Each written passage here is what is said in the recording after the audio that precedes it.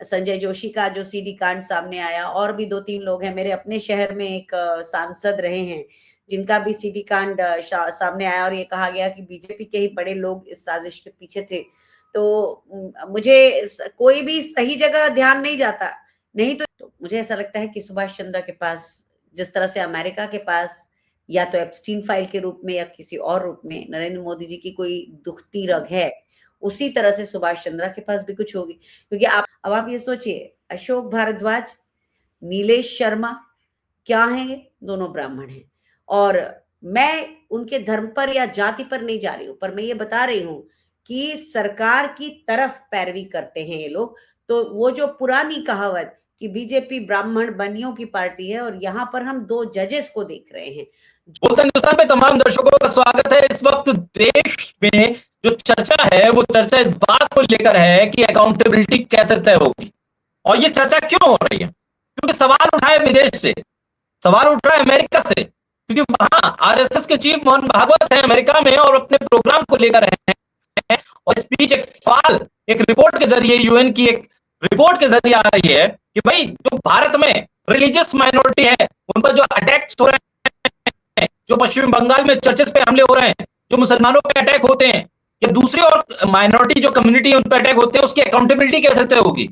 प्रशासन कौन है, सत्ता में कौन है, ट्रिपल इंजन की सरकार में कौन है, कौन तय होगा अकाउंटेबल? ये सवाल पूछा जा रहा है उस रिपोर्ट में। और ये सवाल जब आरएसएस के चीफ अमेरिका में है तो ज्यादा और महत्वपूर्ण हो जाते हैं, क्योंकि विश्व गुरु के साथ प्रधानमंत्री मोदी पूरी दुनिया जाते हैं, तमाम राष्ट्राध्यक्ष उनके बहुत परम मित्र हैं, और उसके बाद अकाउंटेबिलिटी के सवाल पर वो शून्य हो जाते हैं। तो ये सवाल देश के साथ भी जुड़ जाता है। साथ ही एक सवाल और बड़ा है कि भाई आपके जो परम मित्र थे उद्योगपति, बहुत से तो देश छोड़ छोड़ के चले गए क्योंकि उन पर कर्जा इतना ज्यादा था, और एक महाशय ऐसे हैं जो राज्यसभा के लिए भी आपके साथ जुड़े। आप उनका जो मीडिया चैनल है वो आपके लिए समर्पित है, और उसके एवज में उनके साथ निगोशिएशन करके छोटे मोटे अमाउंट पे उनको राहत दे दी गई है। ये 2 बड़े सवाल हैं देश के सामने, और इन सवालों का जवाब देने के लिए, इस पर चर्चा करने के लिए हमारे साथ कांग्रेस की वरिष्ठ वक्ता आत्माचार्य जी हमारे साथ हैं। जी स्वागत है आपका। बहुत बहुत धन्यवाद जी। अरुण भाई जी, सबसे पहले शुरुआत इस तौर पे, क्योंकि सरकार भी अब कुछ छुपा कर नहीं कर रही है। सुभाष चंद्र का नाम इसलिए भी खुलकर ले रहा हूं क्योंकि सरकार भी उन्हें अपना दोस्त बहुत शिद्दत से मान रही है, खुलकर काम कर रही है। खुलकर जो कर्जा उन्होंने ले रखा उसको निगोशिएट करके, कम करके, उनको सब्सिडी देकर छूट दे दी जा रही है। या किसानों के कर्ज माफी की बात होती है, राहुल गांधी अगर उस सवाल उठाते हैं तो सरकार कहती है कि भाई ये राजनीति हो रही है। लेकिन सुभाष चंद्र का पैसा माफ करना हो तो उसका राजनीति से कोई ताल्लुक नहीं। अब ऐसे में सवाल ये है जो मैं पूछ रहा हूं कि विजय माल्या, नीरव मोदी, मेहुल चौक से ये जो देश छोड़ छोड़ के चले गए, क्या ये अपने आप को इस वक्त असहाय महसूस कर रहे होंगे? वो सोच रहे होंगे कि हम सुभाष चंद्र क्यों नहीं बन पाए, हमको निगोशिएट करके, हमसे लेन देन करके कुछ मामला बना लेते तो हमें देश छोड़ना नहीं पड़ता। आगे सुभाष चंद्र को इतनी राहत क्यों मिल रही है? नमस्कार आपको, आपके सभी दर्शकों को। जो हो रहा है इस वक्त देश में, उसमें आप देखें, अब तक जब से सरकार आई है अब तक 19 लाख करोड़ का कर्जा माफ कर चुकी है ये। और किसका? अमीरों का कर्जा माफ हुआ है। कितना है ये? लगभग देश के बजट का 1/3 हिस्सा है ये, क्योंकि देश का बजट 48 लाख से 51 लाख करोड़ रुपए तक है। तो ये एक इतना बड़ा अमाउंट है। और आपको एक चीज और बता दूं कि जो हमने आईएमएफ से या वर्ल्ड बैंक से कर्ज लिए हैं, उनका ब्याज भी लगभग इतना होता है कि वो पूरे मूल का लगभग, बजट का लगभग 20 से 25% उस ब्याज में खर्च होता है, देने में, उस ब्याज को देने भर में खर्च होता है। तो जिस तरह से इस लोन को माफ किया गया है, कैसे माफ किया गया, ये कहा कि बहुमत के आधार पर। और बहुमत किसका? 80.81% उनके जो शेयर धारक है, उनका, जो लोग लेंडर्स थे, जो उनका जो समर्थन प्राप्त है। अब इसमें जो कहानी ये है कि जो लोग इनके शेयर धारक थे वो किस तरह की कंपनियां, अजीब अजीब नाम की कंपनियां हैं जो कि इन्हीं की बहुत क्लोज मानी जाती हैं सुभाष चंद्र की। World Crest Advisors LLP, Lemonade Capital Advisors LLP, और कॉपकॉल कैपिटल एडवाइजर्स एलएलपी, ये सारी कंपनियां क्या कोई मैन्युफैक्चरर हैं या ये लोन देने वाली हैं? नहीं, ये इनकी क्लोज एड्स ही हैं। अब ये केस जो था वो एनसीएलटी में था, तो वहां क्या हुआ, वहां पे दो जज थे, एक थे जज साहब अशोक भारद्वाज जी और दूसरी थी एक शायद रीना सिन्हा नाम है उनका। तो रीना सिन्हा जी इसके खिलाफ थी, वो बैंक की तरफ से बात कर रही थी। अब इसमें नुकसान किसका है? लोन तो बैंक से लिया गया है, तो बैंक का नुकसान हो रहा है, तो वो बैंक की तरफ थी। और अशोक भारद्वाज थे, वो थे सुभाष चंद्रा की तरफ कि इनका ये एग्जेम्प्ट हो जाना चाहिए। हेयर कट, अब मैं सोच रही हूँ हेयर कट मतलब आप मेजर अमाउंट का आपने वो दे दिया और पे सिर्फ आपको 6 करोड़ के अलावा कुछ थोड़ा सा और करना है, तो 22,000 करोड़ मतलब तमाशा हो रखा है। हमारे देश की एक एक योजना में कई बार इतना पैसा नहीं खर्च किया जा रहा है, सरकारी योजना में उतने पैसे का तो आपने कर्ज माफ कर दिया। तो जब ये हुआ, दो जजेस के बीच में कॉन्फ्लिक्ट हो गया, तो एक तीसरे जज नीलेश शर्मा जी को वहां भेज दिया गया और उसके बाद उन्होंने सुभाष चंद्रा के पक्ष में फैसला दिया। अब आप ये सोचिए, अशोक भारद्वाज, नीलेश शर्मा, क्या हैं ये? दोनों ब्राह्मण हैं। और मैं उनके धर्म पर या जाति पर नहीं जा रही हूं, पर मैं ये बता रही हूं कि सरकार की तरफ पैरवी करते हैं ये लोग। तो वो जो पुरानी कहावत कि बीजेपी ब्राह्मण बनियों की पार्टी है, और यहां पर हम दो जजेस को देख रहे हैं जो इस तरह का फेवरेबल डिसीजन दे रहे हैं, जो कि कहीं से लॉजिकल नहीं है, न्याय संगत नहीं है।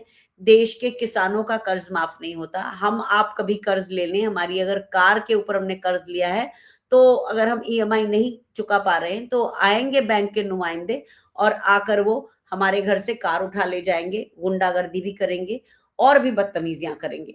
अलग अलग तरह की कंपनीज भी बैंक हायर करती थी ये पैसा उगाही के लिए, लेकिन यहां पर आप देखिए कि अपने ही देश के बैंकों को नुकसान पहुंचाकर और सुभाष चंद्रा का कर्जा माफ किया जा रहा है।